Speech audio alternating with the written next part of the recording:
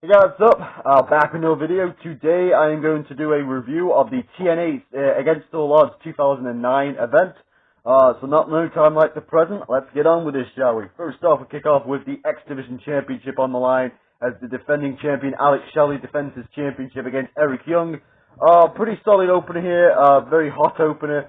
The crowd was very into it. There was a few botches, but for the most part, there was a few botches, very noticeable botches as well. Like when they were on the apron and he went for a slingshot and they kind of botched it and they had to improvise. But I think they did a very good job of making up for it, and it didn't take away from the match too much.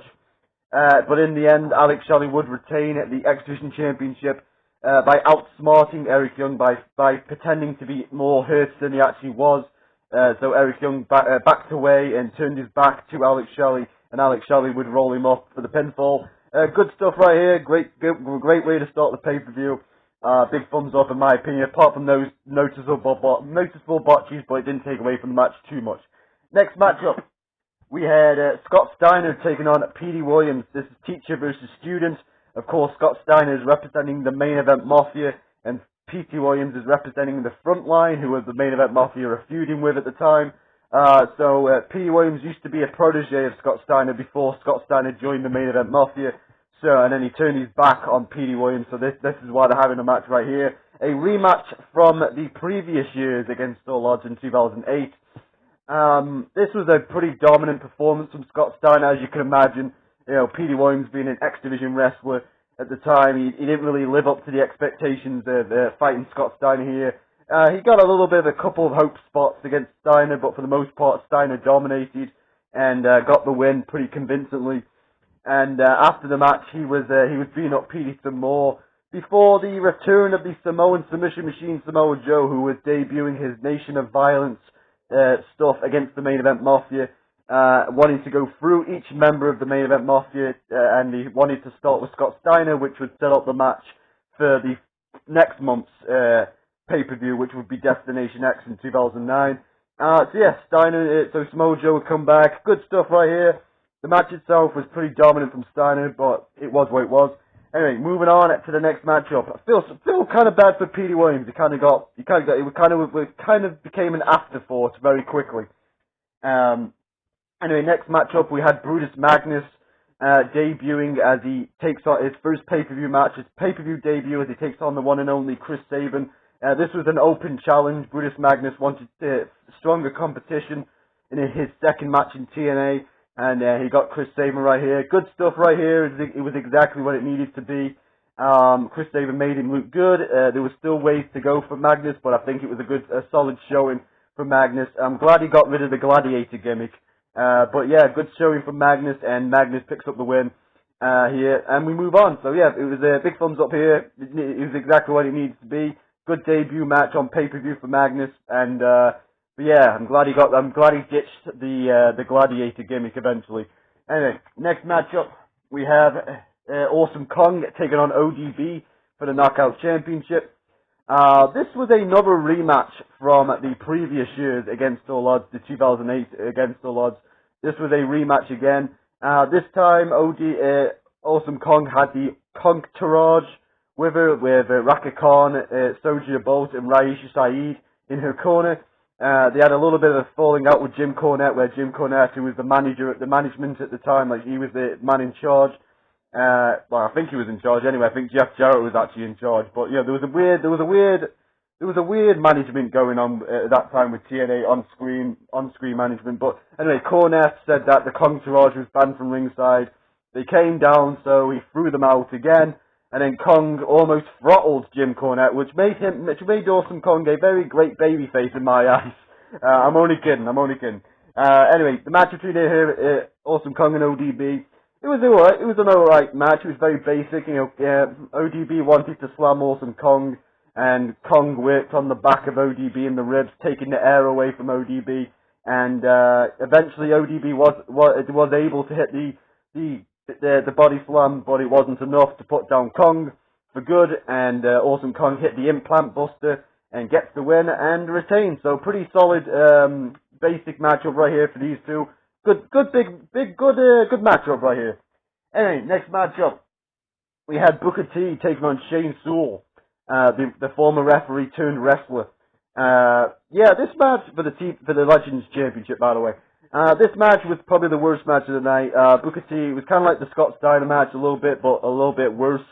Booker T kind of dominated Shane Sewell for like 90% of the match, and then Shane Sewell had a little bit of offense, and then Shawn Michaels tripped him up, and Booker T got the win. This would be the last time I think that we'd see Shane Sewell, if I'm not mistaken, especially on pay-per-view, because he wouldn't last too long after this. And Booker T would get the win, but he was just there to set up AJ Styles, the return of AJ Styles, as AJ Styles would go after the TNA Legends Championship going into the March pay-per-view. So yeah, another return for the front line as AJ Styles and Samoa Joe came back to target the members of the main event Mafia. So it was an okay, but I feel like this kind of stuff could have been done on Impact rather than the actual pay-per-view. But it was what it was. Yeah, I didn't mind it too much. The match itself was probably the worst match of the night. Booker T and Shane Sewell. And but that's all I'm going to say about that matter. We'll move on to the next matchup. Good promo by AJ, speaking about how he busted his ass and he wants now to become a legend in TNA. He wants to become a legend, and that means going after the Legends Championship. Good stuff right there. Good motivation from AJ Styles, and it was always good to see AJ Styles in TNA. Good stuff right there. Anyway, next matchup, we had the Monster Abyss taking on his former tag team partner, the Blueprint, Matt Morgan. This match was a weird match. So basically, Abyss was in his therapy stage, seeing Dr. Stevie and all that stuff. This is before Stevie Richards was actually introduced on screen, so he's just seen a therapist, Abyss was, and which ended up being Stevie Richards, Dr. Stevie. But yeah, Abyss was in his therapy stage, he's been a patient and all that stuff, and he wasn't allowed to use weapons, so he was getting back to starting to use weapons, and the referee kept telling him not to use the weapons, so they wanted to keep the match clean, but then they went into the crowd and brawled for like 5 minutes, so it's kind of a weird back and forth match, but you just have to take that sometimes with Abyss matches. And the match itself was pretty decent. Matt Morgan was coming in with a legit injury. He had like some kind of infection in his shoulder that had to be removed with a needle like 7 inches from the bone apparently. So they kept saying on commentary. And but for someone who had an injury, he's pretty dominant and pretty athletic. This is the most athletic I think I've seen Matt Morgan. He was very impressive. He did a lot of high flying moves, a lot of cross bodies off the top rope. Even though he's supposed to be the heel, it's kind of weird at some points. That's why I said the match was a bit weird. But hey, that kind of stuff happens sometimes. Was very impressed with Matt Morgan's performance, considering that he had a bad shoulder, a legit bad shoulder. And yeah, Abyss would get the win and went to throw him into the tax afterwards, but Matt Morgan evaded the tax, which would lead to the 10,000 tax match next at the next pay-per-view. So good stuff right here. Good start to the feud. Big thumbs up. I was actually very surprised with this match. It's my surprising match of the night. Not the actual match of the night, but I was actually surprised with how good the match was. So yeah, Matt Morgan and Abyss. Big thumbs up to that one. Next, we move on to the next matchup, which is Beer Money Incorporated as Bobby Roode and James Storm defending the TNA Tag Team Championships against Jay Lethal and Consequences Creed, the future Xavier Woods from the WWE. Just in case you didn't know who Consequences Creed was, I'll just point him out right there. For the TNA Tag Team Championships, this indeed was my match of the night. Great stuff right here from these four men. James Storm was great. He made me laugh on several occasions. He was very hypo. He was very hypo on the greatness. He was very over dramatic, but in a good way, and very funny at times. James Storm was. Great matchup here. They worked over Consequences Creed's shoulder. Consequences Creed came into this match with after a beatdown from Beer Money on Impact, which injured his shoulder. That's why I said in the Matt Morgan match. In the Matt Morgan match, it was a legit shoulder injury. In this one, it was a storyline shoulder injury. So kind of weird that you do back-to-back back-to-back matches with people having shoulder injuries, but and the same shoulder as well. I think it was the left shoulder. But yeah, pretty cool stuff. This is definitely my match of the night, Beer Money versus Lethal Consequences.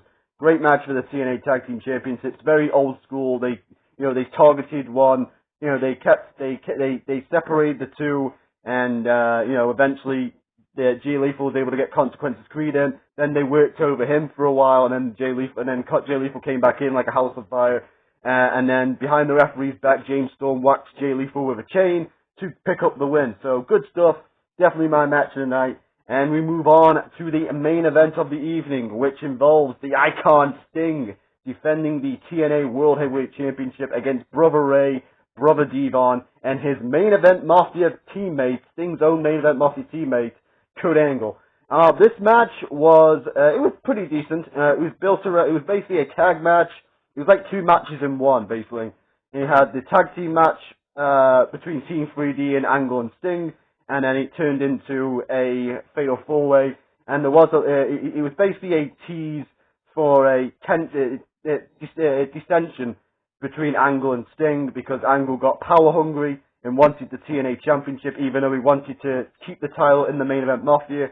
But really what his true motivations were, he actually wanted the title for himself, and Team 3D were there to try to bring the title to the front line, and it was a pretty solid match, pretty decent matchup, in fact, and yeah, it really set up the Sting versus Kurt Angle match at the Destination X in March pay-per-view very decently, after Sting would retain the championship over pitting Brother Ray. And Kurt Angle was very mad about it and kind of caused dissension in the rafts of the main event Mafia. So yeah, pretty good stuff right there from Kurt Angle and Sting. This pay-per-view and stuff, I was actually dreading watching this pay-per-view because I didn't remember it that much, and I was looking at some of the matches and I was like, ooh, it didn't really look too good on paper, but I'm glad I did watch it because I was very pleasantly surprised of how good it actually stands up. Pretty decent pay-per-view in my opinion. I'm going to give it a 7 out of 10. There was some stuff I didn't like about it, like the Booker T match, but that set up AJ. There was a lot of setting up matches for future pay-per-views, which could be a problem. But I didn't mind it on this day. I didn't mind it. So anyway, that's going to be it now, guys. Tell me what you think in the comments. Leave me a like if you deserve it, and I'll see you guys on the next video, whenever that may be. Peace out, and I'm out.